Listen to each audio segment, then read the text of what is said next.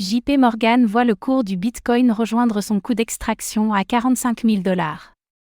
JP Morgan estime que le coût de minage d'un Bitcoin est désormais de 45 000 $, en hausse de 3 000 $ depuis mars 2024. En parallèle, la banque prévoit également une baisse du prix du Bitcoin, qui devrait se rapprocher de ce coût de production.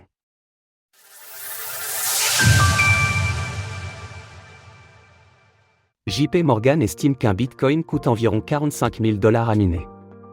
Dans un récent rapport, JP Morgan estime que le coût d'extraction d'un Bitcoin par les mineurs s'élève en moyenne à 45 000 $, soit une hausse de 3 000 $ par rapport à la dernière estimation faite au mois de mars 2024.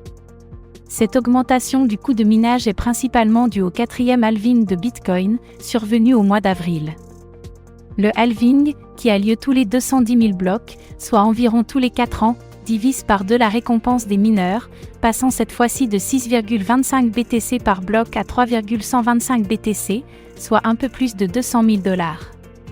Cet événement augmente le coût d'extraction des BTC, réduisant la rentabilité des mineurs et poussant certains d'entre eux à faire faillite, d'autres à débrancher une partie de leurs ordinateurs moins rentables.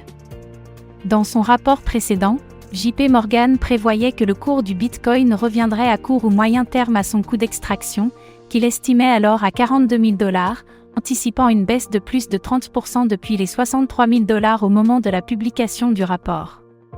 Au lieu de cela, le prix du BTC a continué d'augmenter, atteignant presque 74 000 $, et semble se stabiliser depuis plusieurs semaines au-dessus des 60 000 $.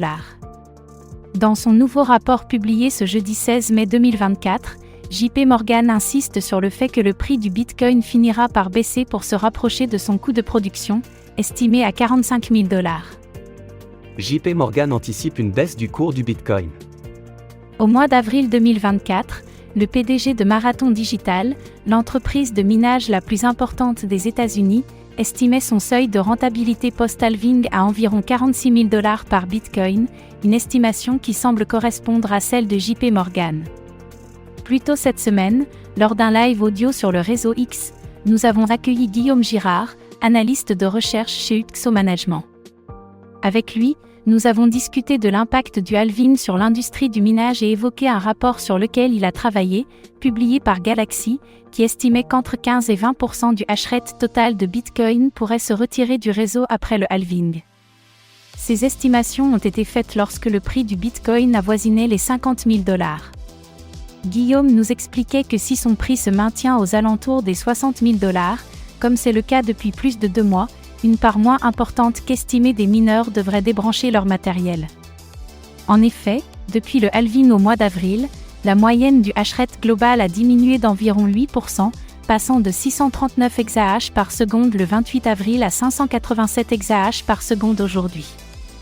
Plusieurs facteurs influencent la rentabilité des mineurs de Bitcoin. Outre le prix du BTC, qui détermine le montant en dollars des récompenses minimales à chaque bloc, il y a aussi les frais de transaction récoltés par le réseau. À l'exception d'une courte période de frais très élevés à la fin du mois d'avril, causée par le protocole Rune, les mineurs ne récoltent désormais que très peu de frais. Par exemple, avec environ 10 sats/VB, le bloc numéro 843 825 ne récolta que 0,092 BTC de frais, soit environ 6 000 $. Bien que les mineurs puissent exercer une pression baissière sur le cours du Bitcoin en vendant leurs réserves, il n'y a pas de corrélation directe entre la rentabilité des mineurs et le prix du BTC. Les prévisions de JP Morgan concernant une baisse du Bitcoin jusqu'à son coût de production sont seulement des spéculations. Retrouvez toutes les actualités crypto sur le site cryptost.fr.